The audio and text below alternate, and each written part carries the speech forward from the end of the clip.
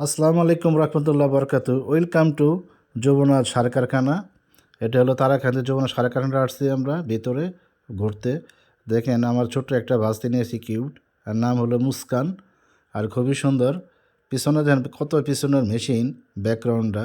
এটা হলো এমইউনিয়া সেকশন। এইখানে আপনার কাঁচা মিথেন গ্যাস এই সাপ্লাই হয়। এইখানে পানি সব ধরনের পানি টানি দিয়েই আপনার সার তৈরি করা হয়। এটা হলো আপনার মিথেন গ্যাস।